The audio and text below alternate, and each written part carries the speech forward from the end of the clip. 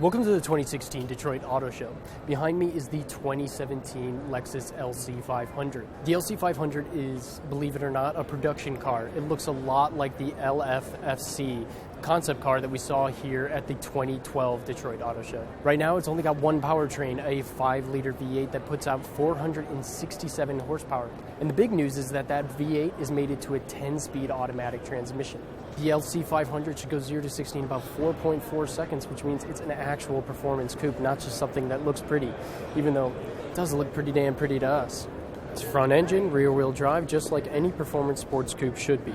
And it has an impressive 52 to 48 front rear weight distribution. A lot of the body is high strength steel. There's a composite floor pan, and you can even get an available carbon fiber roof. We don't know how much the LC500 is going to cost, but we assume that its price is going to touch 6 figures. Seeing something this remarkable on the show floor is a fantastic way to start off the Detroit Auto Show.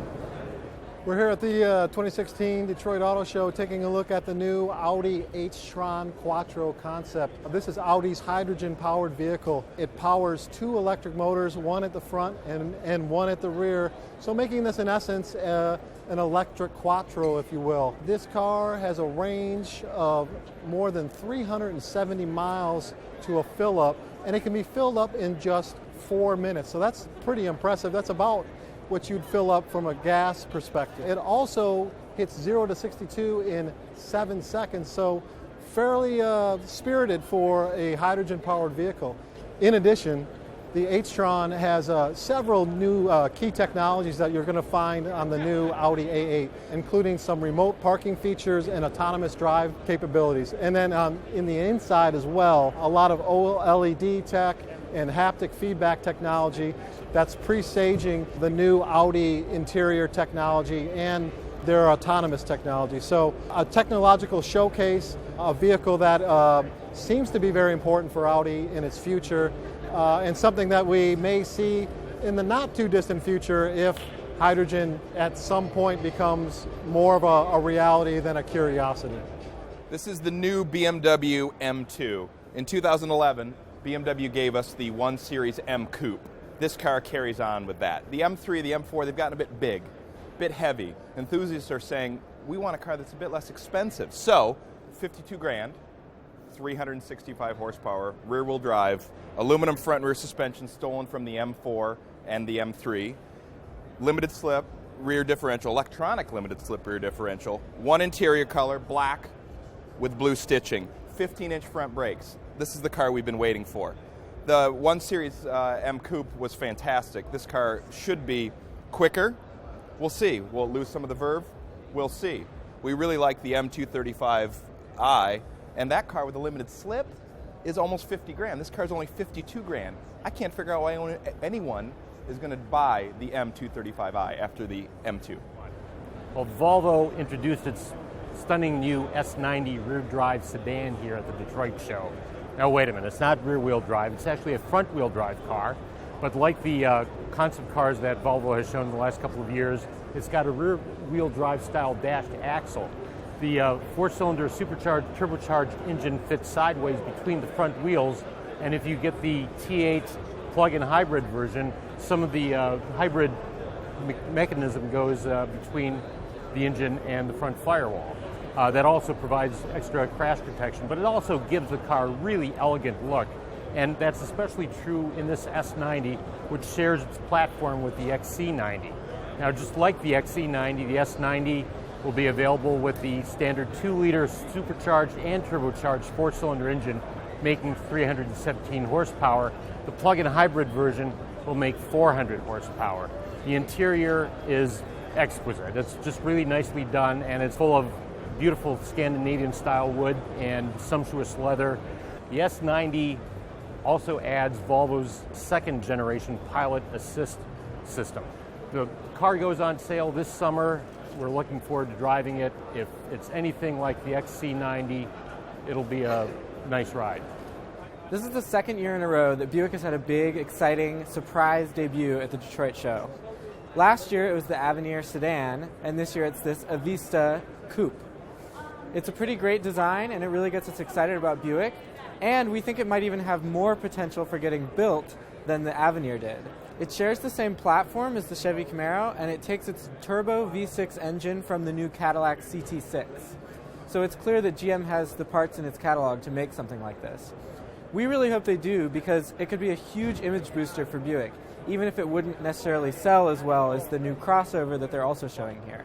The only real negative reaction we heard was that they didn't call it the Grand National. Forget about Town and Country. Chrysler's minivan is now called Pacifica. It's a name you might remember from a SUV sold about a decade ago. But this is still a minivan. 3 rows of seats, they fold down into the floor, all that kind of thing that families love. Now this van, the 2017 Chrysler Pacifica, is about 200 to 250 pounds lighter than before. But it's larger, it's more spacious inside, and it's got more features. Under the hood, there's still a 3.6-litre V6 engine. It's a little more fuel efficient, and now it has a 9-speed automatic transmission instead of a 6-speed. But the big news is that there's also a hybrid Pacifica for the first time. This is the first hybrid minivan, and it'll get up to 80 miles per gallon combined. And because it's a plug-in hybrid, you should be able to go about 30 miles just on electricity without turning on the gas engine. Other cool new features on the Pacifica include touchscreens on the back of the driver and passenger seat that let your kids play games, watch movies, or even see how long it'll be until you reach your destination. There's a tri-pane panoramic sunroof, and the power sliding doors can now be opened by just kicking your foot underneath them. Perfect for if you've got your arms loaded down with groceries or children. The 2017 Chrysler Pacifica goes on sale later this year, and it looks to be a big step forward to the minivan segment.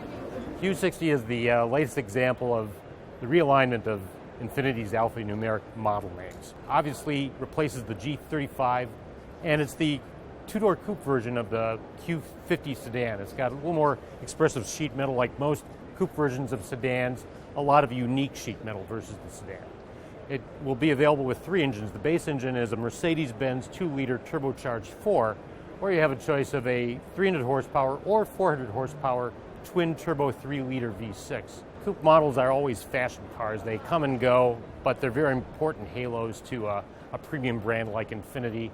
Infiniti expects and hopes to sell more than 200,000 units globally this year, and this car will add a little volume to that when it goes on sale this summer. 11 years ago, Honda introduced the first Ridgeline here at the Detroit Auto Show, but honestly it didn't do huge things in the marketplace. Customers really wanted a truck that was a little bit bigger and a little bit more capable. But the truck market's changed, and now customers are recognizing that they can make do with a smaller truck, things like the Chevy Colorado and Toyota Tacoma. So there's an all-new Honda Ridgeline here. Like before, it's unibody, and it's got a 3.5-litre V6 up front. But there's a couple of changes. It's a lot more truck-like. It doesn't have the flying buttress design anymore. It's got a traditional truck profile. As before, you can get 4-wheel drive, but there's also a front-wheel drive option that'll be a little more fuel efficient if you need a truck but don't really need to go off-road or drive through snow. Other cool features on this truck, it's still got the dual-action tailgate, so it flips down like on every other truck, but it also flips over to the side. There's the lockable in-bed storage compartment, which is great for tailgating. And there's even a set of speakers in the bed, so you can blast music as loud as you want while you're tailgating. We're curious to see how this will stack up against the Tacoma, Chevy Colorado, and GMC Canyon, because ultimately being unibody, it might not give people the towing and payload capacity they want out of a pickup truck. But for a casual truck user who just needs a little bit of space in the bed, it could be an interesting new offering. In search of brand revitalization, Lincoln had promised us 4 new models. We saw the MKC, the MKZ, and the MKX. Now we have the cleanup hitter, the Lincoln Continental. It's the return of a flagship car and a lot of expectations around it. The top trim 2017 Lincoln Continental will be the brand exclusive 3-liter twin-turbo V6 with 400 horsepower, 400 pound-feet of torque, and standard torque vectoring all-wheel drive. Lincoln's goal with the new Continental is a kind of quiet luxury, or so they say. Their idea is that let somebody else do hood scoops and Nürburgring lap times. This is about simplicity, elegance, and clarity. And I think with this design, they've really achieved that. It might not be as wild or as crazy as some people might want for a new Continental, but they're trying to take the brand in a different direction.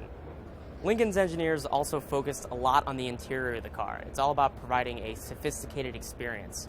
Part of this revised interior experience is the Lincoln Perfect Position seat. It's a 30-way adjustable seat with crazy things like individual thigh adjustments, cooled massage, heating functions. It's trying to create something different for the driver. The car also comes with a super high-end Revel audio system, which remains one of the best audio systems we've tested in any car. We'll have to wait and see whether this is the jolt of life that the Lincoln brand sorely needs, but I think it's safe to say that this has the potential to be a very, very solid start. We wrap up our coverage of the 2016 Detroit Auto Show down the street from Cobo Hall here at the Weston Book Cadillac, where Mercedes has just shown us the 2017 E-Class. The all-new, completely redesigned E-Class is going to launch here in the United States first with an inline-4 engine, but then you can expect more variants to follow. A diesel, a hybrid, and a 6-cylinder model, which might even have a rumored inline-6 engine. You can also expect a variety of body styles, the sedan, the coupe, cabriolet, and the beloved wagon, and that means that, yeah, we're hoping the E63 AMG wagon makes a comeback too.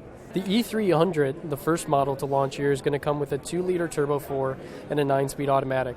The E-Class has been completely restyled to look more like the C and S-Class that bookend it. The interior of the E-Class is totally S-Class. There are two 12.3-inch widescreen displays, one in front of the driver and another in the center stack, and there are new touch-sensitive controls on the steering wheel that respond to smartphone-like swipes to call up various menus. The 2017 E-Class will be available with a suite of semi-autonomous driving features, including active lane change assist for overtaking maneuvers and a follow function that locks onto a vehicle in front and autonomously controls the accelerator, brakes, and steering. So there you have it, the top 10 cars from the 2016 Detroit Auto Show.